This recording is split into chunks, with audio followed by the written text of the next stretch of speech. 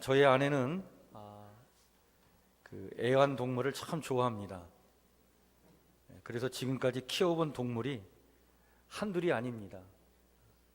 저는 개인적으로 집에서 동물 키우는 것을 별로 좋지 않아 하는 사람인데, 근데 어릴 때 우리 아이들이 그 정서에 도움이 된다라고 하는 이유로 그동안 여러 동물들을 집에서 키워본 적이 있었습니다. 토끼, 병아리, 거북이, 강아지, 햄스터, 고양이, 그리고 새까지 키워봤습니다. 근데 애완동물을 키우면서 제가 느낀 것이 이런 것입니다. 애완동물을 키울 때 처음에는 참 사랑스럽기도 하고요. 그리고 호기심에 참 마음도 가고 또 관심도 가고 그러는데, 그런데 나중에는 그놈들 제때 밥을 줘야 되고 또 목욕시켜 줘야 되고 청소까지 해줘야 되고 또 때마다 예방접종에 미용까지 시켜줘야 합니다. 이게 참 큰 일거리가 되더라고요. 나중에는 이 애완동물에 매여 사는 그러한 꼴이 되는 것을 많이 느꼈습니다. 처음에는 귀엽다는 것 때문에 길렀는데 후에는요 아주 꼼짝없이 매이게 되더라고요. 일단 매이게 되면 그때부터는 참 그렇게 키우기로 선택해서 데려온 그 애완동물이요, 나중에는 짐이 되고 의무의 대상이 되고 또 그냥 보살펴야 될 간호의 대상이 되다 보니까 되게 참 마음에 큰 부담이 되는 것을 느낀 적이 있었습니다. 그런데 여러분, 이렇게 애완동물에 매이는 거는 그래도 낫습니다.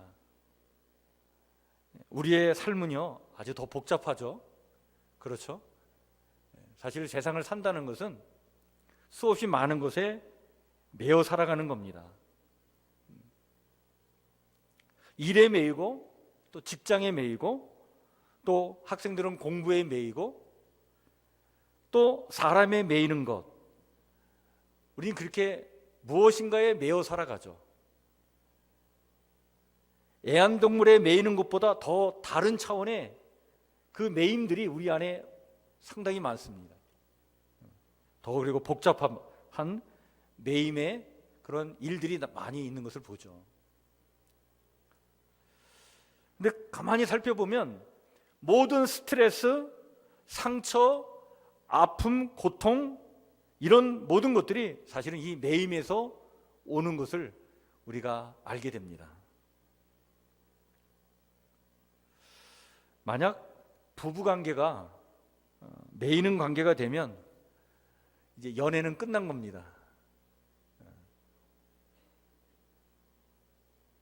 그런데 여러분, 무엇인가에 이렇게 꼼짝없이 매여 사는 것, 이거보다 더 절망스러운 것은 없지 않나, 이런 생각을 또 해볼 때가 있어요. 그래서 아주 꼼짝없이 무엇에 매여 있을 때 그것이 우리에게는 병이 되기도 합니다. 그래서 의학 용어에 매인병이라고 하는 병명이 있습니다. 매인병에 대해서 이런 설명을 해주고 있는데요, 매인병의 증세는 짜증이 늘고 화를 잘 내며 속에 쌓이는 것이 많아진다. 매인병으로 고생하는 사람들은 그들에게 흔히 볼 수 있는 증상은 따지고 공격하는 따위의 질문을 반복하는 것이다. 이런 설명이 있습니다. 여러분, 부모가 자식에게 매여 있으면 자식의 성적이 좀 떨어지면요, 넌 누구길래 그렇게 공부를 못해? 넌 무슨 생각을 하고 사는 거야? 너는 왜 그따위밖에 못해? 라고 하면서 이런 질문을 계속 반복하면서 따지고 공격해 되는 겁니다. 이 매인병에 걸려 있는 거예요. 그러면서 아이들을 괴롭힙니다. 그리고 자기 자신도 괴롭히는 거예요. 그때부터 짜증이 늘고 그냥 화가 나고 말이죠. 속에서 뭔가 막 부글부글 끓죠. 이런 메인병에 걸릴 때 사람이 이 증세에서 벗어나기 위해서 선택하는 3가지 행동이 있다고 합니다. 첫 번째는 도망가는 겁니다. 2번째는 싸우는 거예요. 그리고 3번째는 용서하는 것이라고 합니다. 도망가는 길을 택하는 사람들이 있습니다. 딴 데 가서 다시 시작하는 겁니다.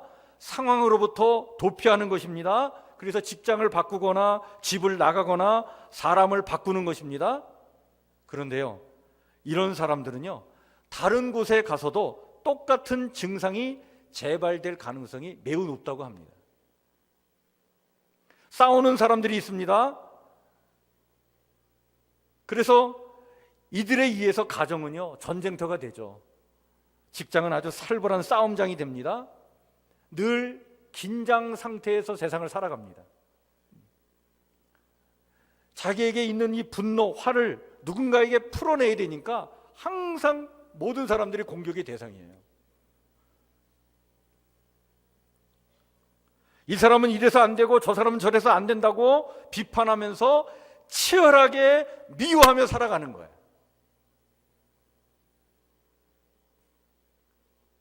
그런데 마지막 3번째, 용서를 선택하는 사람들이 있습니다. 이렇게 매어 사는 상황, 이것을 떨쳐버릴 수 없는 것이 현실이다. 그것을 그냥 인정하고 받아들입니다. 그 상황을 이해하고 용납합니다. 그리고 매어 사는 사람들, 그들을 넓은 마음으로 품어 안습니다. 용서합니다. 받아들이는 거예요. 무엇보다도 그 다른 사람의 그 용서도 받아들이는 겁니다. 기꺼이 받아들이며 살아가는 거예요. 그래서 매어 사는 것 때문에 사실은 불편하고 어려운 것들이 많지만 그럼에도 불구하고 넓은 마음으로 끌어안고 용서하면서 그럼에도 살아가는 거죠. 예. 여러분은 무엇인가에 매여 있을 때 어떤 반응을 보이며 살아가고 있습니까? 여러분, 예수님도요, 이렇게 누군가에게 아주 꼼짝없이 매이는 그런 기분을, 그런 느낌을 아주 충분히 느끼셨고 그것을 아셨던 분이에요.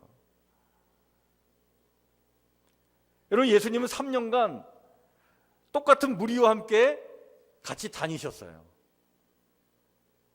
예수님은 3년 동안 따르는 그 무리들의 꼴불견을 다 지켜보고 계셨어요.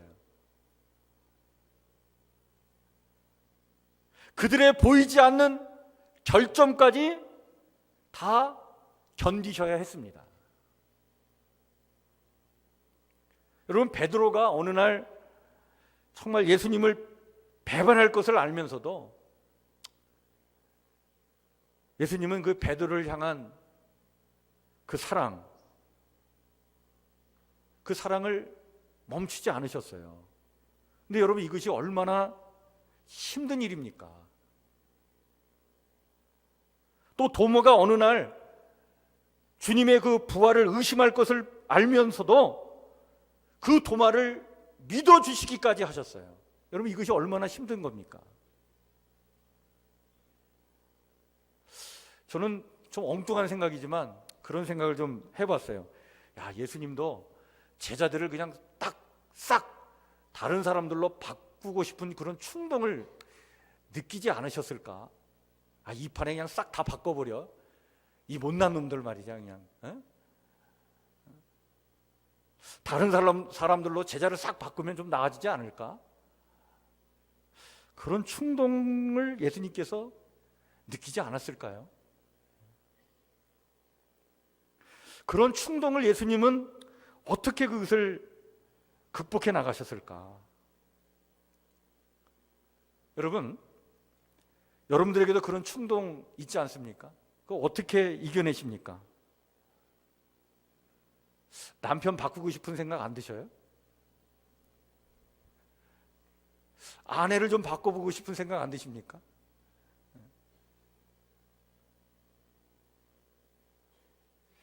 직장에서 또 교회에서 같이 일하는 동료, 성도들을 싹 바꾸고 싶은 생각 안 드셔요?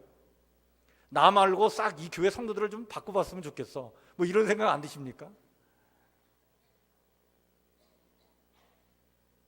그 매이게 된 사람 때문에 받는 그 스트레스가 너무 많아가지고 내가 떠나거나 그 사람을 떠내보내고 싶은 그런 충동, 여러분 그것을 지금 느끼고 계시고 있는 것은 아닙니까? 예수님은 어떻게 그런 무리들을 끝까지 그 무리들을 위해서 사랑을 베푸시고 그 헌신적인 태도를 보여줬을까? 여러분, 예수님이요 십자가에 죽으시기 바로 며칠 전에도 제자들은요 서로 누가 잘났냐 그것 때문에 싸움했던 사람들이 예수님의 제자들이에요. 주님은 지금 십자가의 길을 가시는데 자기들은 누가 지금 잘났냐 말이야. 이거 가지고 싸움했던 사람들이 예수님의 제자들이었습니다. 이렇게 자기만을 내세우고 자신의 영광만을 바라는 그렇게 이기적이고 좀처럼 호감이 가지 않는 사람들, 어떻게 이런 사람들을 사랑하실 수 있었을까? 어찌 보면 예수님은요 이런 무지한 제자들에게 매인받은 3년을 사셨어요. 그런데 예수님은 도망가지 않으셨습니다. 이 제자들을 쫓아내지 않았습니다. 이 제자들과 싸움하지 않으셨습니다.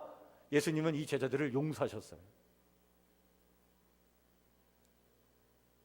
오늘 우리가 읽은 성경 본문 말씀, 여러분 요한복음 13장 1절부터 5절의 말씀은 예수님의 이런 모습을 우리에게 보여주고 있습니다. 정말 하루 길게 느껴지는 하루를 이 제자들이 살았습니다. 이때가 예루살렘에 유월절 절기가 있는 그런 기간이라 그 예루살렘에 많은 사람들이 모여 있을 때였습니다. 그 예루살렘을 예수님과 함께 입성하면서 사람들의 환호성을 들으면서 예수님은 나귀를 타시고 그리고 그 예루살렘에 입성한 그 날이에요. 이날은 따사로운 봄볕에 거리는 물기 하나 없어가지고 또 흙먼지를 뒤집어 쓴 날이기도 합니다. 갈릴리 땅을 벗어나서 먼 길을 와서 그날 참 하루를 참 힘들게 지낸 그런 하루였어요. 그리고 그 하루의 피로를 풀기 위해서 하나 둘씩 마가의 다락방에 모여서 식탁에 둘러 앉았습니다. 벽에는 수건이 걸려 있었을 거예요. 그리고 바닥에는 대야와 바가지가 놓여 있었을 것입니다. 당시의 풍습대로라면 여러분 이 집에 들어올 때에 발을 씻고 들어와야 되는 것이 이때 당시의 정결 예였습니다. 그래서 누군가가 나서서 지금 이 집안에 들어오는 사람들, 들어가는 사람들의 발을 씻어 줘야 될 상황이에요. 이 일은 제자들 중 그 누군가가 나서서 해야 될 일입니다. 그런데 아무도 나서지 않았어요. 얼마 후 예수님께서 자리에서 일어나셔서 겉옷을 벗으셨습니다. 수건을 가져다가 허리에 두르고 대야를 들고 가서 한 제자 앞에 무릎을 꿇으셨어요. 그 제자의 샌들 끈을 풀고 발을 살짝 들어 대야에 담은 뒤 물을 붓고 씻기 시작하셨습니다. 그리고 수건으로 닦아줬어요. 당시 이런 발을 씻기는 것은요 종들이 하는 일이고 종들 중에서도 가장 낮은 종이 하는 일이었습니다. 여러분 모든 집단에는 다 서열이 있잖아요. 그렇다면 그 수건과 대야를 들고 꿇어앉는 일은 서열이 가장 낮은 그 누군가가 해야 될 일이죠. 예수님의 제자 중에 막내인 사도 요한이 하든지, 아니면 예수님을 따르는 무리들 중에 가장 그냥 가장자리에서 맴돌던 어떤 무명의 성도가 하든지, 그 누군가가 해야 될 일이라고 생각을 하고 자기는 안 했던 거예요. 서로 얼굴만 봤겠지, 누가 해주겠지. 그런데 그 순간 천지를 지으신 손이 먼지 묻은 발가락을 문지르고 있었던 거예요. 여러분, 이렇게 하신 이유가 있어요. 주님께서 친히 이 제자들의 그 먼지 묻은 그 발가락을 닦아주신 이유가 있죠. 죽음을 몇 시간 앞두고 이제 예수님의 관심은요, 단 한 가지에 집중하고 있었습니다. 그것이 바로 뭐냐면 제자들을 얼마나 사랑하는지, 주님의 이 사랑이 얼마나, 제자들을 향한 이 사랑이 어떤 것인지를 이 제자들에게 보여주고 싶으셨던 거예요. 그래서 주님께서 친히 그 수건을 들고 제자들의 발을 씻어 주셨던 것입니다. 여러분, 오늘 우리가 읽은 본문 말씀 한번 보시죠. 13장 1절입니다. 그 1절 뒷부분에 보면, 자, 이제 아버지께로 돌아가실 때가 이른 줄 아시고 세상에 있는 자기 사람들을 사랑하시되, 어떻게 사랑하셨다고요? 끝까지 사랑하시니라. 이 사랑을 보이신 것입니다. 그렇게도 3년 동안 주님 앞에서 부족한 모습만을 보여주었던 제자들이었는데, 예수님은 그들의 그 때 묻은 발을 씻겨주신 거예요. 그런데 사실 그 먼지 묻은 그 발만 씻어주신 것이 아니라 더 나아가서 사실은 제자들의 그 마음의 의심까지도 주님께서 벗겨내고 있었던 것입니다. 훗날 제자들이 갖게 될 그 죄책감, 나 같은 놈이 어떻게 예수님의 제자일 수 있어? 주님께서 고난받는 그 십자가의 길을 끝까지 지켜주지 못했던 그 자책과 그 의심, 그 의심의 마음까지 후에 들게 될 것인데, 그 마음까지 지금 씻어내고 벗겨내고 계셨던 것입니다. 이것이 주님의 사랑이에요. 예수님은 지금 자신이 씻기고 있는 이 발들의 미래를 분명 알고 계셨어요.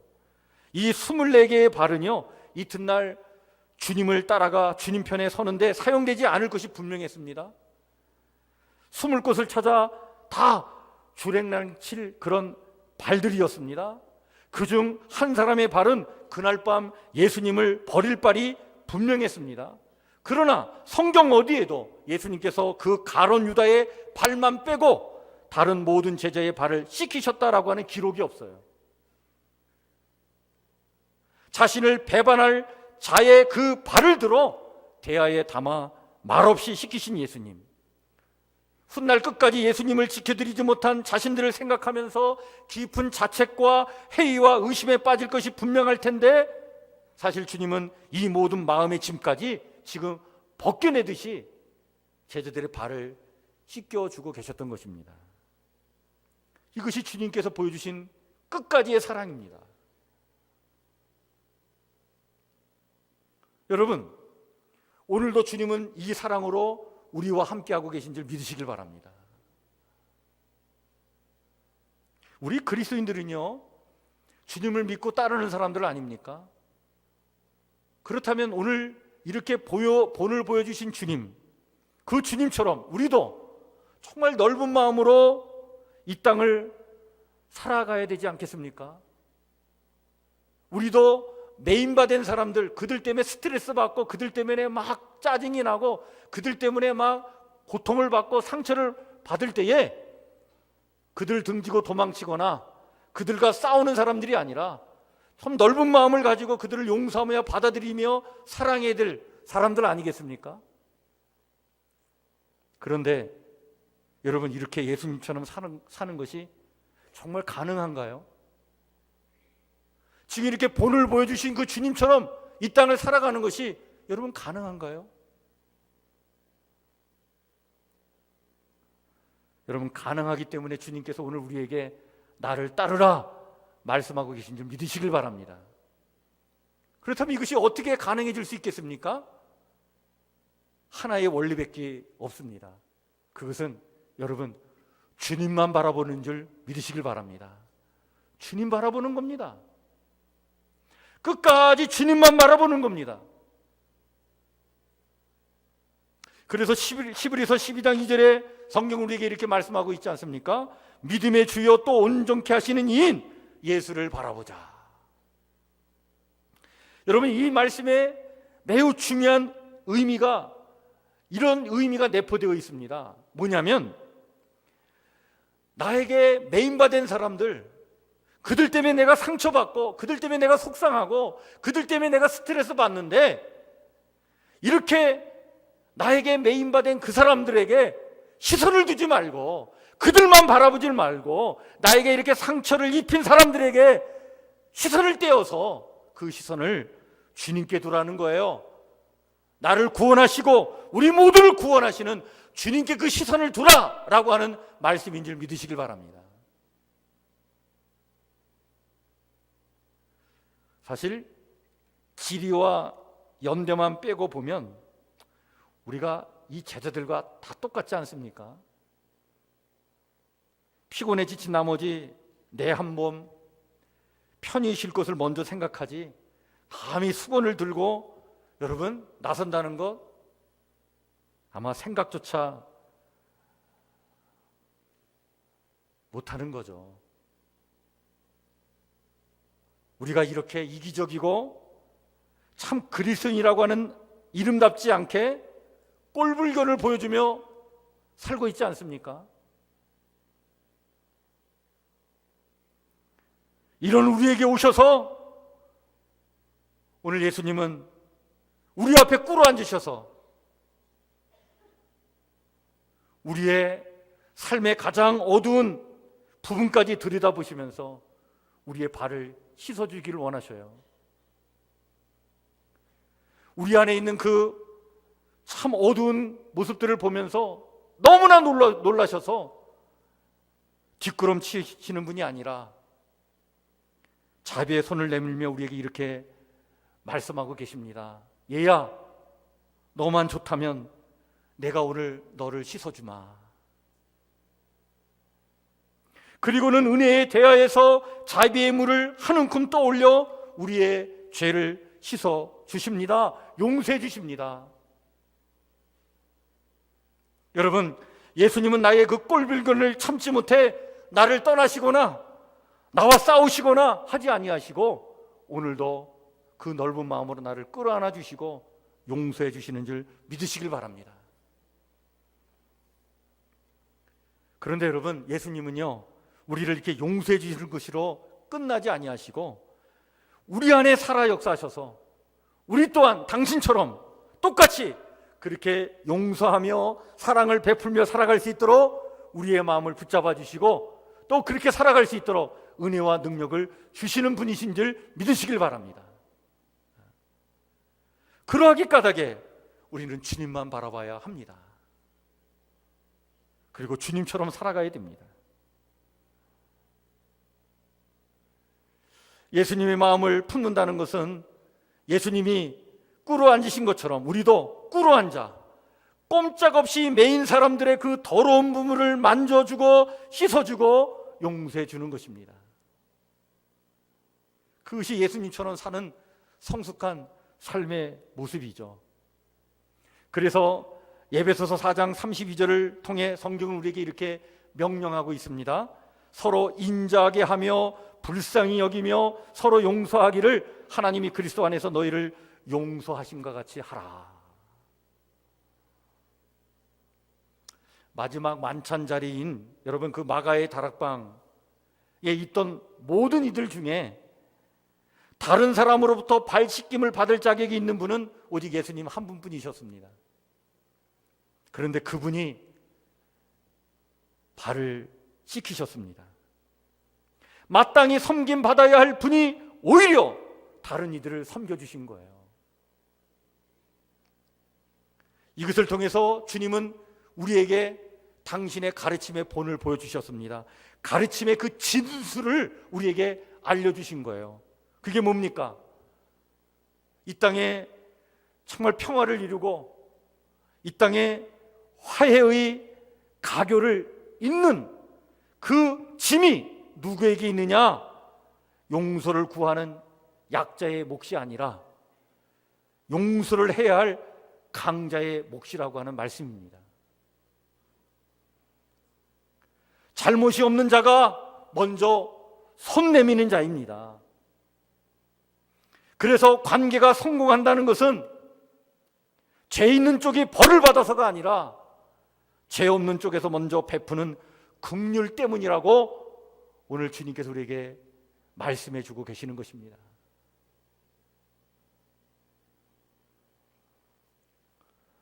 제가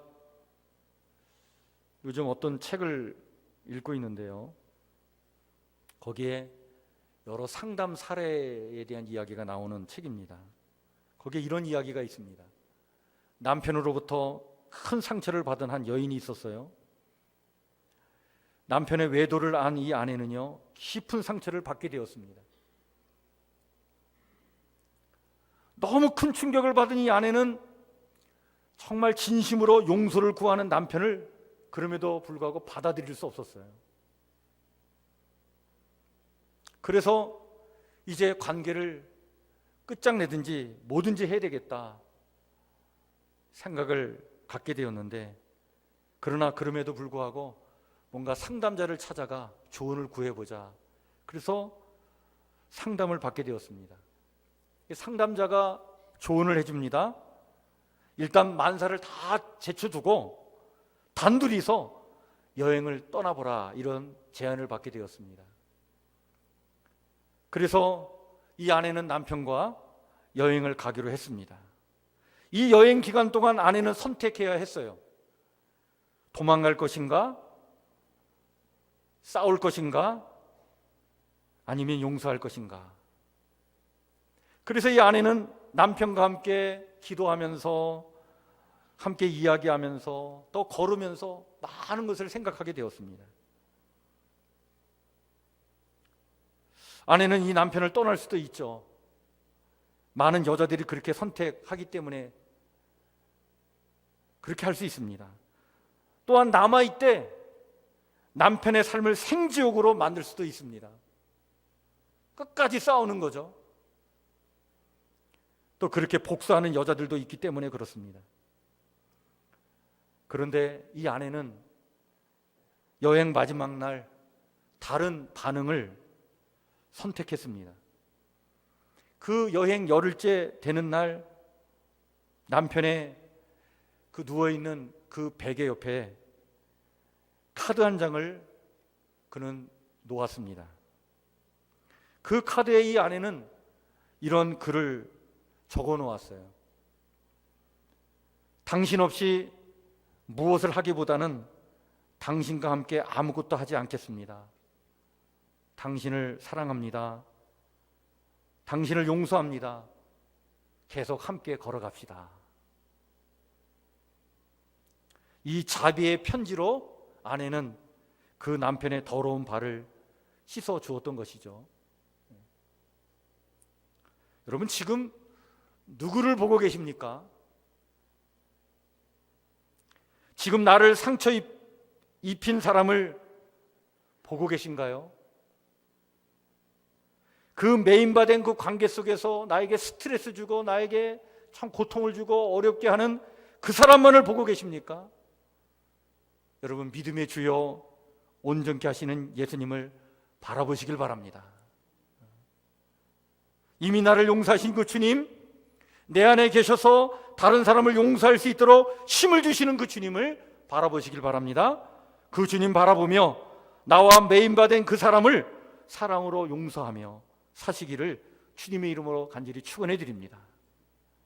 그 용서의 마음, 주님의 마음, 내 마음이 될 때 여러분, 우리는 예수님처럼 이 땅을 살아갈 수 있습니다. 이러한 삶을 소망하시고 이것을 위해서 기도하는 용서의 사람, 넓은 마음을 가진 사람 되시기를 주의 이름으로 간절히 축원해 드립니다. 여러분, 메인바되어 살아가는 사람들을 향해서 그것 때문에 스트레스 받고 그것 때문에 어려움을 당할 때마다 다 내몰고 도망치고 싸움을 하고 살아가면 우리가 이 땅을 살면서 어떻게 천국의 기쁨을 누리며 살 수 있겠습니까? 주님의 마음, 내 마음 되게 해달라고 기도하셔서 정말 이 땅을 살아가는 동안 천국의 기쁨을 맛보며 살아가시기를 주의 이름으로 간절히 축원해 드립니다. 기도하겠습니다.